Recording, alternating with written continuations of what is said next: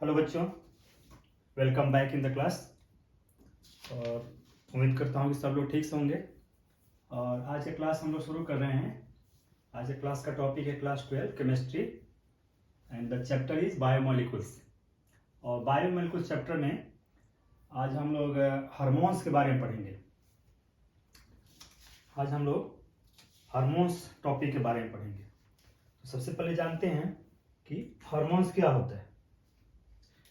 So hormones is the one of the most important biomolecules.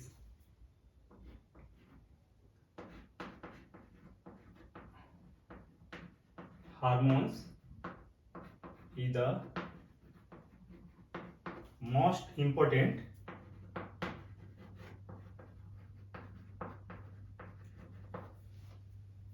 biomolecules.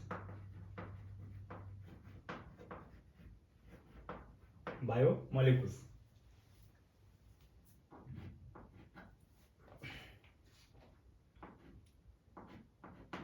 It works as messenger.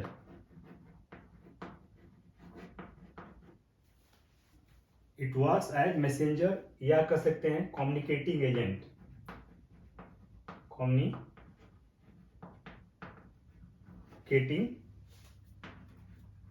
agent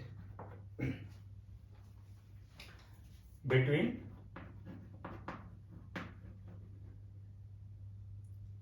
cells in the living organism.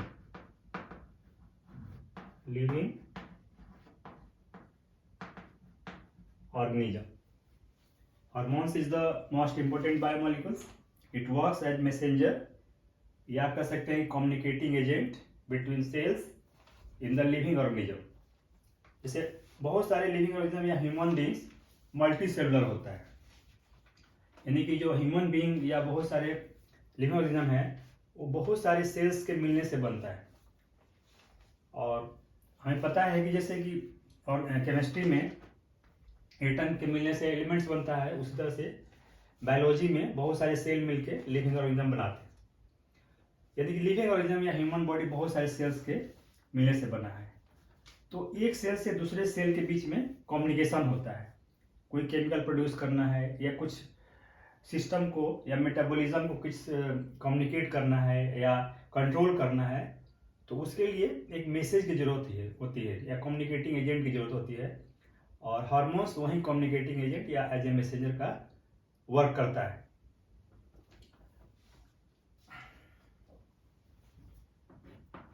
It is secreted by some special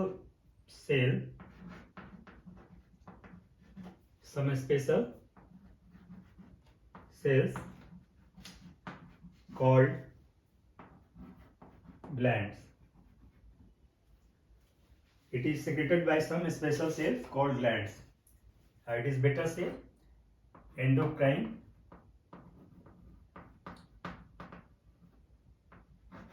glands.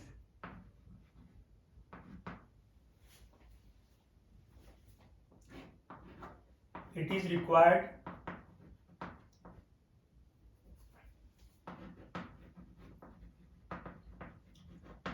in very small quantity. It is required in very small quantity.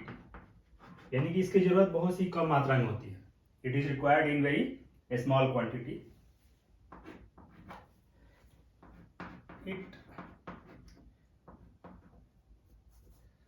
It does not store in the body. It does not store in the body like fats and carbohydrates.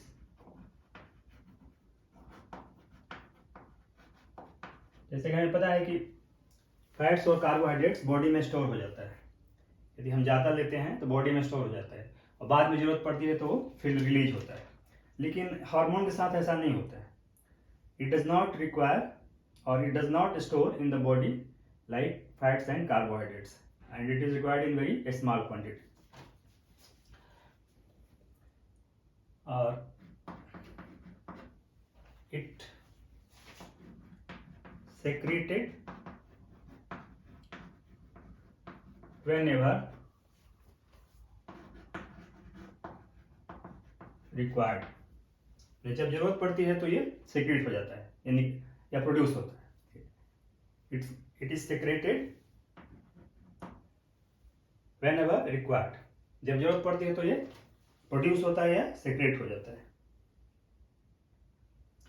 तो जैसे हमने बताया कि ये it works as a messenger या communicating agent between cell in the living organism. It is secreted by some special cells called glands, यानी जो hormones को सेक्रेट करते हैं या उनको जो प्रोड्यूस करते हैं वो उनको हम एंडोक्राइन ग्लैंड्स बोलते हैं। It is required in very small quantity, बहुत कम मात्रा में इसकी जरूरत पड़ती है। And it does not store in the body like fats and carbohydrates, यानी कि ये शरीर में स्टोर नहीं होता है, फैट्स और कार्बोहाइड्रेट तरह स्टोर नहीं होता है, बल्कि यदि जब जरूरत पड़ती है तो प्रोड्यूस होता है और अपना काम करके फिर एक्सक्रीट हो जाता है, शरीर से बाहर निकल जाता है, यानी कि बॉडी में स्टोर नहीं होता है। तो इसका मेन जो फंक्शन है ये सिर्फ मैसेज का काम करता है, एक सेल से दूसरे सेल को मैसेज दे देता है, एक सेल से दूसरे सेल को मैसेज दे देता है। हार्मोन, सारे हार्मोन्स का लगभग इसी तरह का काम है। तो हम देखते हैं कि ये एक सेल से दूसरे सेल को कैसे मैसेज देता है।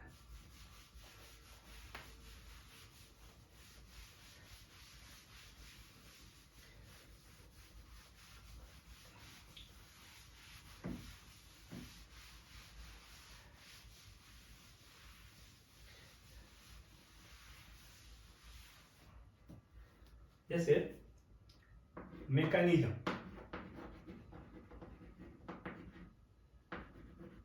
ऑफ वर्किंग, या कह सकते हैं वर्किंग मैकेनिज्म, कैसे वर्क करता है। तो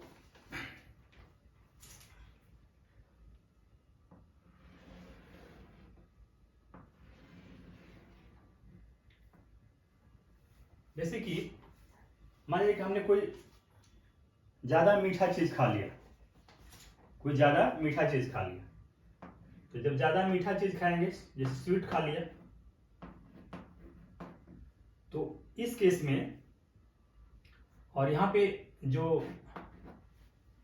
ग्लूकोज लेवल होता है ब्लड का,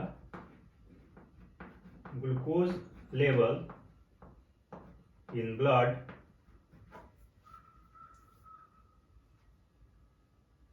ये होता है 99 to 125 mg पर DL इन फास्टिंग।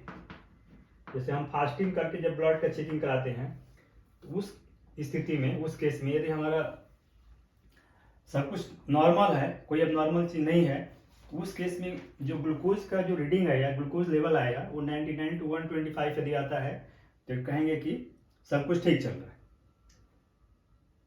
तो जब स्वीट खाते हैं तो उस केस में यहाँ पे ग्लूकोज बढ़ जाता है, स्वीट खाएंगे तो ग्लूकोज बढ़ जाएगा, या कोई मीठा चीज खाएंगे तो ग्लूकोज बढ़ जाएगा। जबकि इसके जस्ट उल्टा यदि हम फास्टिंग करते हैं काफी दिन तक, यदि 2-4 दिन फास्टिंग करते हैं, उपवास रहते हैं, कुछ नहीं खाते हैं, तो उस केस में ग्लूकोज लेवल घट जाएगा। यहाँ पे कह सकते हैं कि ग्लूकोज लेवल बढ़ेगा, ग्लूकोज लेवल विल इंक्रीज। और इस केस में जब फास्टिंग करेंगे तो glucose level will decrease,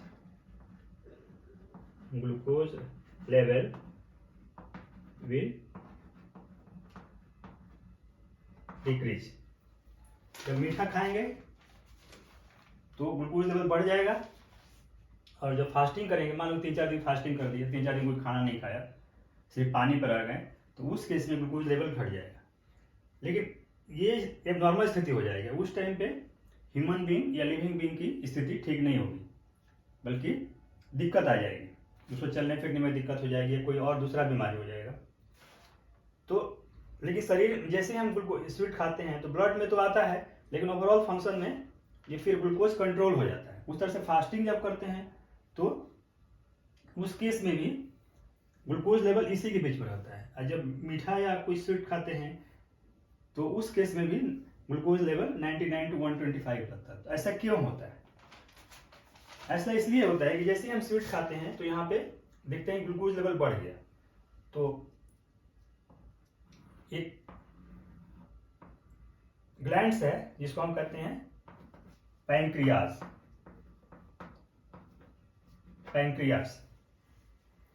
pancreas के ऑर्गन्स है जो ये दो तरह का कंपाउंड रिलीज करता है या दो तरह का हार्मोन रिलीज करता है। एक इंसुलिन ये हार्मोन्स है, और दूसरा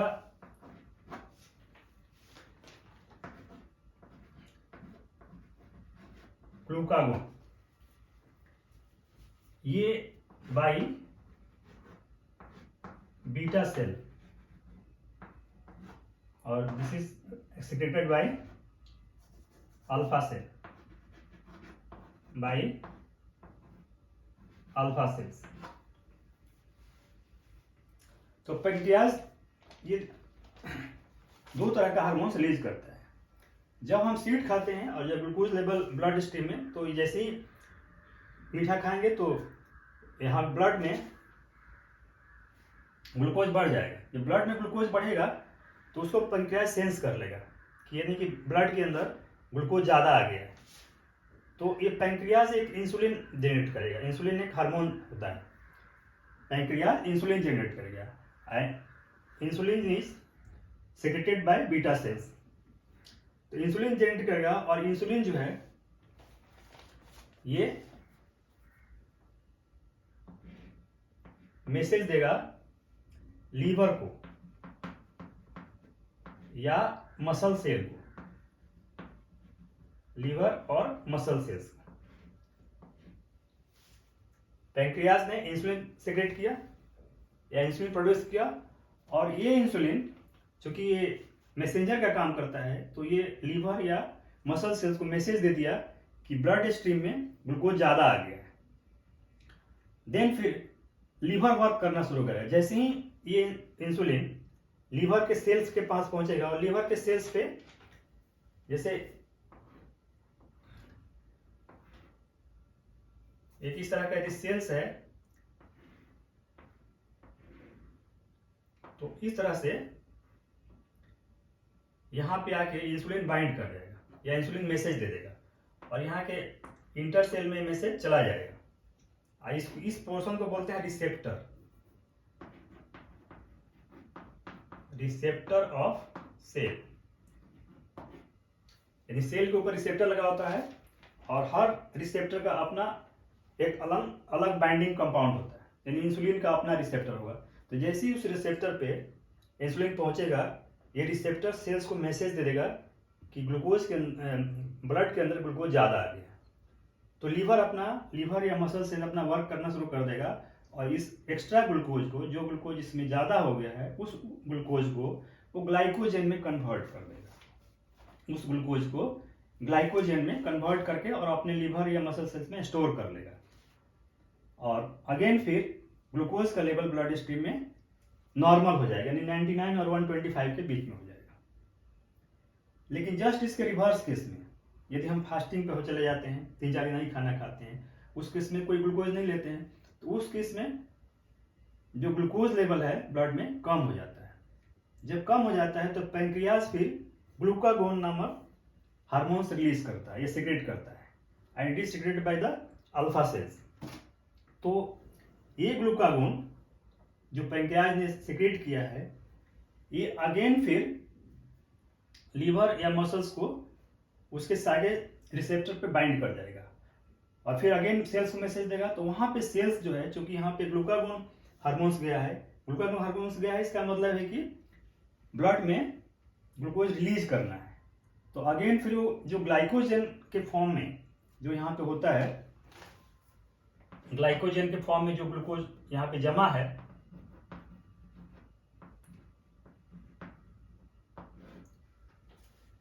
वो ग्लाइकोजन अगेन ग्लूकोज में ब्रेक होता है, टूटता है, और ये फिर इसको यहाँ पे ब्लड स्ट्रीम में ग्लूकोज मिल जाता है। यानी फास्टिंग के केस में, जब हम फास्टिंग करते हैं उस केस में पैंक्रियास ग्लाइकोगोन नामक हार्मोन रिलीज करता है, सिक्रेट करता है, और ये ग्लाइकोगोन लीवर या मसल सेल्स को मैसेज देता है कि ब्लड स्ट्रीम में ग्लूकोज का लेवल कम हो रहा है। तो वहाँ से जो लीवर में स्टोर होता है जो ग्लाइकोजन के फॉर्म में ग्लूकोज, वो ग्लूकोज में कन्वर्ट होकर फिर वो ब्लड स्ट्रीम में चला जाता है, जिसके वजह से फास्टिंग के केस में भी हमारा जो ब्लड में जो ग्लूकोज का लेवल होता है वो नॉर्मल होता है। तो इस तरह से हार्मोन वर्क करता है कि यदि मतलब कि लिविंग ऑर्गेनिज्म में सेल्स टू सेल्स वो मैसेजर का काम करता है, और मैसेजर जो है सेल्स के मेटाबॉलिक फंक्शन को कंट्रोल में करने के लिए इस तरह से हार्मोन वर्क करता है। और इस तरह से हार्मोन यदि सपोज नहीं वर्क करेगा तो यदि यहाँ पे ग्लूकोज लेवल बढ़ जाता है तो उसे किडनी भी डैमेज हो सकती है, कोई और दूसरा ऑर्गन डैमेज हो सकता है, या ब्लड में यदि ग्लूकोज कम भी हो जाएगा उस केस में भी बहुत सारे ऑर्गन्स डैमेज हो सकते हैं, या लिविंग ऑर्गेनिज्म की स्थिति खराब हो सकती है। तो इस तरह से हार्मोन्स एक मैसेंजर का काम करता है बिटवीन सेल टू सेल, यानी एक सेल से दूसरे सेल में कौन सा हार्मोन्स या क्या प्रोड्यूस करना है, कहाँ दिक्कत आ रही है, वो हार्मोन्स जाके उसको मैसेज करके बताता है। और जब जैसे कि डायबिटीज के जो पेशेंट होते हैं जिसमें कि ग्लूकोज लेवल बढ़ जाता है, उसमें किसमें क्या होता है कि पैंक्रियास काम करना बंद करता है। जब पैंक्रियास काम करना बंद कर देगा, इट मीन्स कि इंसुलिन सेक्रेट नहीं करेगा, इंसुलिन सेक्रेट नहीं करेगा तो ये लीवर को मैसेज नहीं दे पाता है कि ग्लूकोज को कंट्रोल करना है। इसलिए जो डायबिटीज के पेशेंट होते हैं उन्हें उनके ब्लड स्ट्रीम में या ब्लड में ग्लूकोज का लेवल बढ़ा हुआ होता है। So this is the overall mechanism of hormones. ये हमने एक एग्जाम्पल लिया। इस तरह से जितने भी हार्मोन्स होते हैं वो इसी तरह से मैसेजर का काम करते हैं between cell to cell.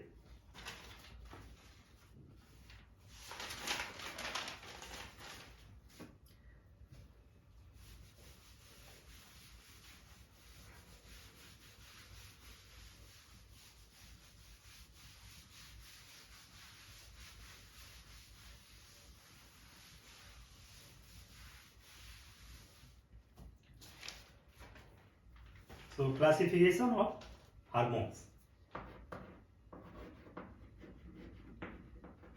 Classification of hormones. Hormones को कितने भागों में बांटा गया है? Classification of hormones. So the first is steroid hormone. Steroid hormones. Steroid hormones, those hormones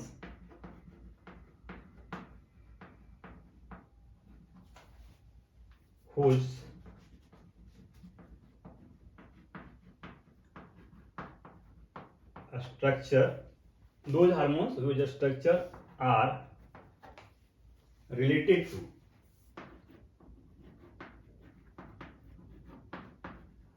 to steroid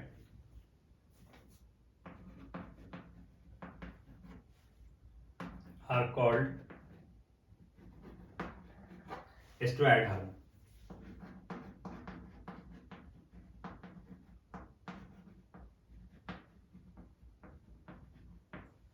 Those hormones whose structure are related to steroid are called steroid hormone. यानी जिस hormones का स्ट्रक्चर स्टेरॉयड से मिलता जुलता हो उसको हम steroid hormones कहते हैं। जैसे कि फॉर एग्जाम्पल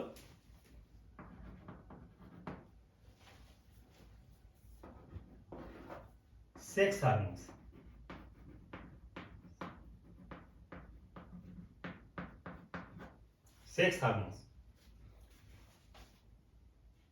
सेक्स हार्मोन्स का स्ट्रक्चर स्टेरॉइड से मिलता जुलता है, इसलिए इसको सेक्स हार्मोन्स की कैटेगरी में रखा गया है। एग्जाम्पल के लिए sex hormones are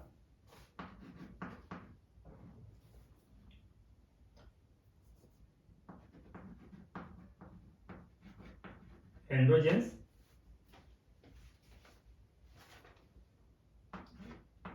this is called male sex hormone. दूसरा है एस्ट्रोजेंस, इसको बोलते हैं female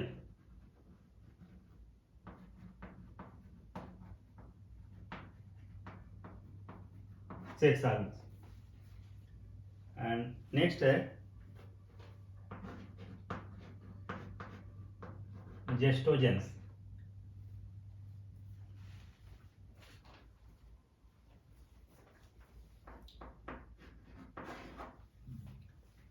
And third is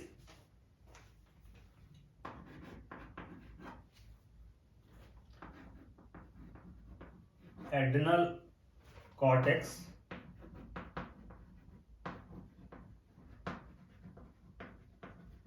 hormones. तो स्टेरॉइड हार्मोन्स में दो तरह के हार्मोन्स हैं, sex hormones and adrenal cortex hormones.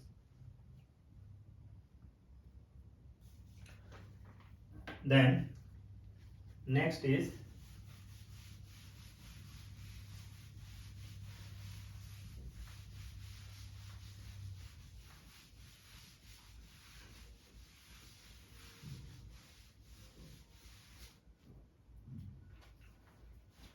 second is peptide hormone, peptide hormones। Peptide hormones means peptide के बारे में जानते हैं, पेप्टाइड अमीनो एसिड से बनता है। सो वैसे हार्मोन्स जो अमीनो एसिड से बने हैं उनको बोलेंगे पेप्टाइड हार्मोन्स। जैसे कि first is oxytocin, oxytocin is called nanopeptide।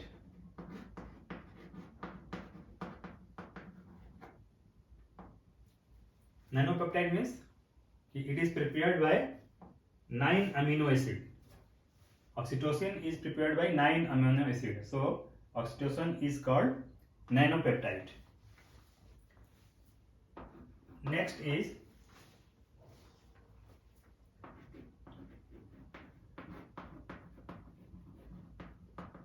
vasopressin, is called नैनोपेप्टाइड। ये भी, इसको भी नैनोपेप्टाइड बोलते हैं। इसमें हो सकता है कि जो अमीनो एसिड हो तो कुछ और हो, लेकिन ये भी 9 अमीनो एसिड से बना है, इसलिए इसको भी नैनोपेप्टाइड बोलते हैं। ऑक्सीटोसिन को भी नैनोपेप्टाइड और वैसोप्रेसिन को भी नैनोपेप्टाइड बोलते हैं। And see is third is angiotensin 2 is called octapeptide, octapeptide। इसलिए ऑक्टापेप्टाइड इसलिए उसको बोलते हैं कि ये 8 अमीनो एसिड से बना है, इसलिए उसको बोलते हैं ऑक्टापेप्टाइड। तो ये 3 तरह के हैं पेप्टाइड हार्मोन्स में, oxytocin, vasopressin, angiotensin 2।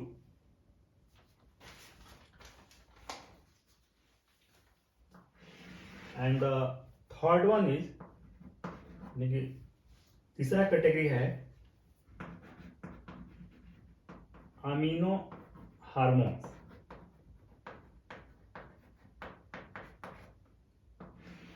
Amino hormones, basically these hormones are either amine or amino acids। Amino hormones जो होते हैं वो या तो अमीन होते हैं या अमीनो एसिड्स होते हैं। और इसमें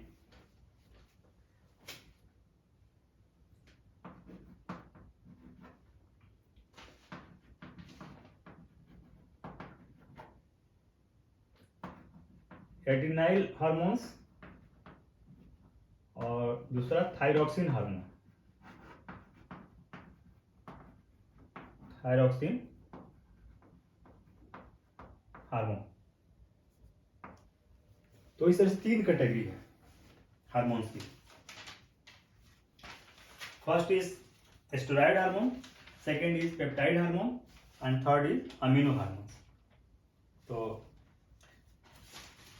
जो स्टेरॉयड हार्मोन्स है उसमें देखा कि स्टेरॉयड में 6 हार्मोन्स और दूसरा था एड्रिनल कॉर्टेक्स हार्मोन्स, और पेप्टाइड हार्मोन्स में oxytocin, vasopressin and angiotensin 2 hormone, and amino hormones में एड्रिनाइल हार्मोन्स एंड थायरॉक्सिन हार्मोन्स। अब इसमें देखते हैं कि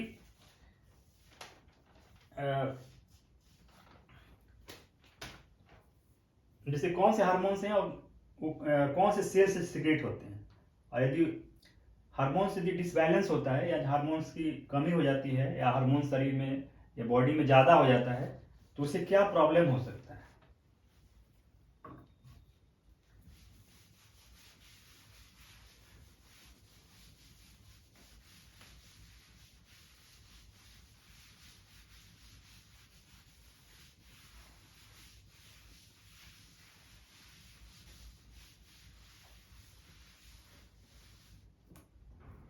जैसे कि सबसे पहले hormones, then organ of secretion, यानी कौन से ऑर्गन से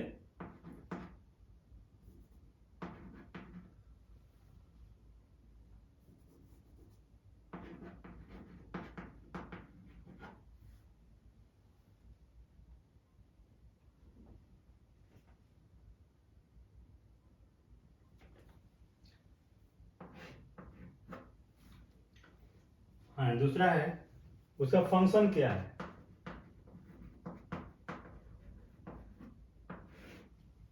सो first is hormones, next is organs of secretion, इन कौन से ऑर्गन से सीक्रेट होता है, कौन से ऑर्गन से प्रोड्यूस होता है, कौन से ऑर्गन से निकलता है, और यदि वो हार्मोन्स का फंक्शन क्या है, बॉडी के अंदर उसका क्या काम है, क्या करता है।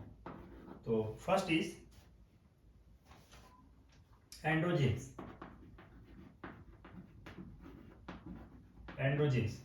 Androgens is the male sex hormone. Male sex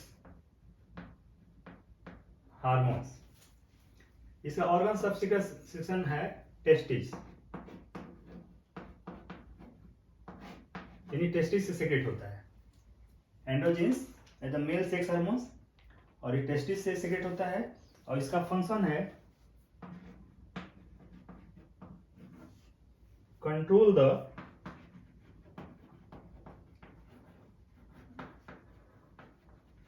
development and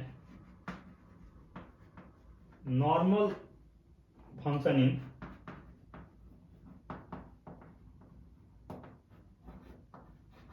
of male sex organ.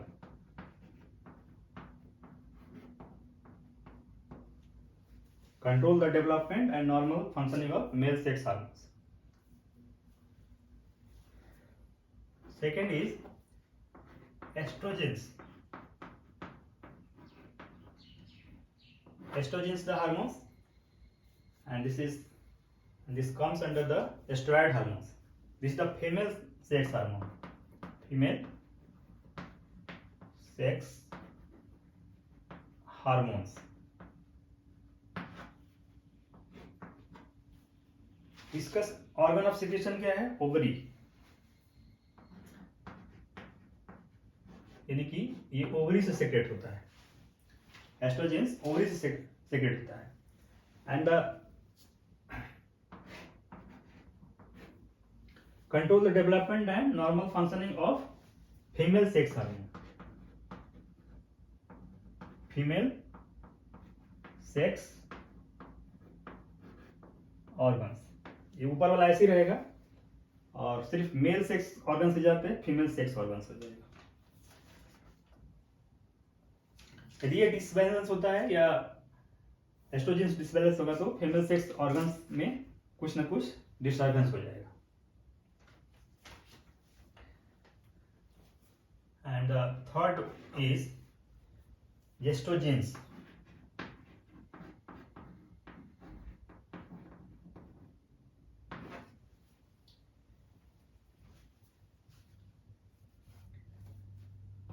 इसका जो organ of secretion is corpus luteum. इसका काम है controls the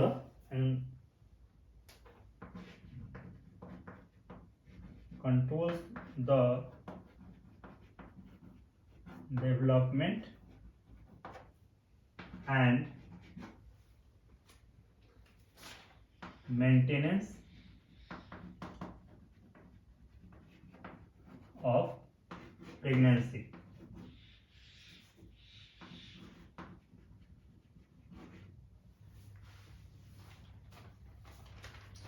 first is androgens, जिसको हम मेल सेक्स हार्मोन्स बोलते हैं। ये टेस्टिस से सिक्रेट होता है और इसका काम है control the development and normal functioning of male sex hormones. Then second is estrogens, इसको फीमेल सेक्स हार्मोन्स कहते हैं। ये ओवरी से सिक्रेट होता है और इसका काम है control the development and normal functioning of female sex organs. And the third is gestrogens, ये कॉर्पस ल्यूटियम से सेक्रेट होता है और इसका काम है controls the development and maintenance of pregnancy.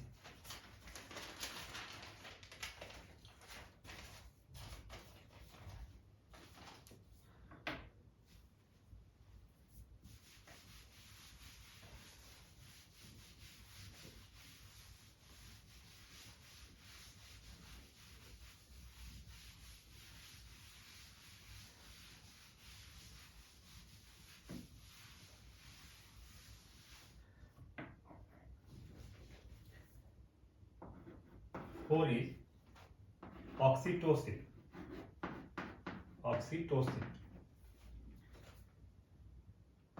इसका जो organ of secretion is posterior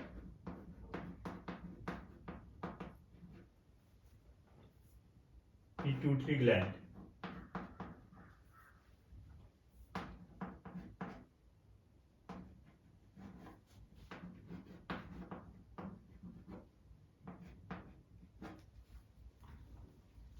and इसका काम है controls the contraction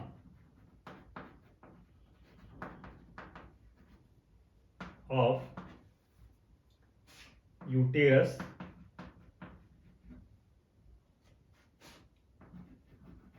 after child birth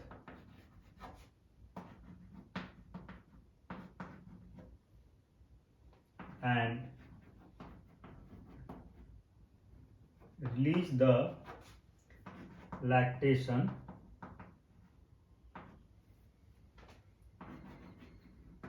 from the mammary gland।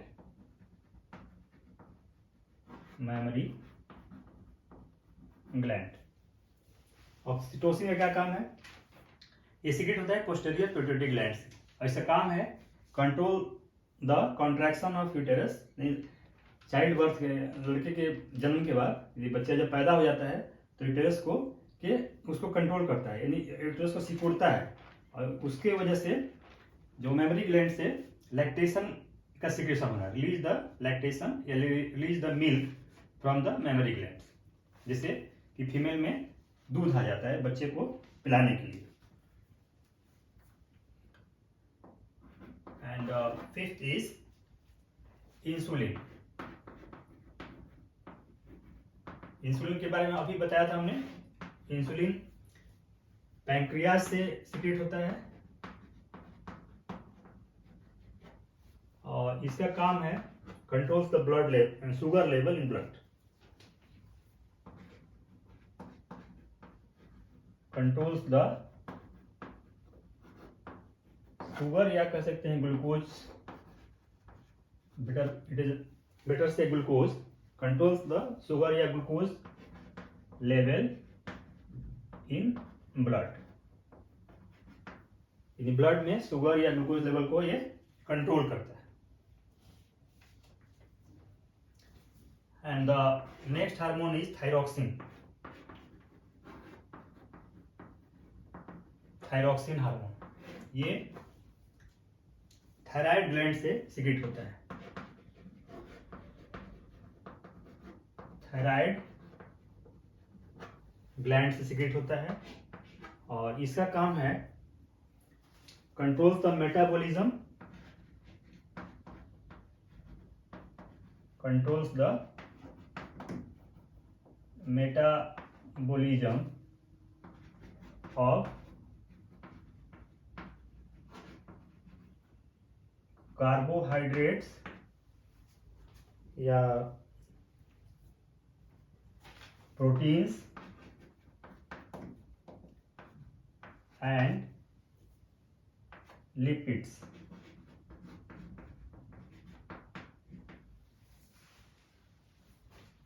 Thyroxine is the hormones. It is secreted by the thyroid gland. Its function is controls the metabolism of carbohydrates, protein and lipids. क्योंकि यदि metabolism control नहीं होगा तो जो carbohydrates, protein या lipids है वो ठीक से डाइजेस्ट नहीं होगा शरीर में, और डाइजेस्ट नहीं होगा तो उससे शरीर में बहुत सारी कमियां हो सकती हैं, बहुत सारी बीमारी हो सकती है। तो इस तरह से हमने कुछ हार्मोन्स बताया कि उसका नाम बताया, वो कौन से ऑर्गन से सिक्रेट होता है और उसका शरीर में क्या काम है, क्या फंक्शन है। तो इस तरह से यदि हार्मोन्स शरीर में डिसबैलेंस होता है या शरीर में हार्मोन्स की कमी हो जाती है या शरीर में हार्मोन्स की ज़्यादा हो जाता है तो उस केस में भी, इसलिए प्रॉपर ऑर्गन से या सेल से हार्मोन्स का according to time, according to requirement hormones का रिलीज होना बहुत ज़रूरी है। और यदि ठीक से रिलीज होता है हार्मोन्स तो शरीर में किसी तरह की बीमारी या किसी तरह की प्रॉब्लम नहीं होती।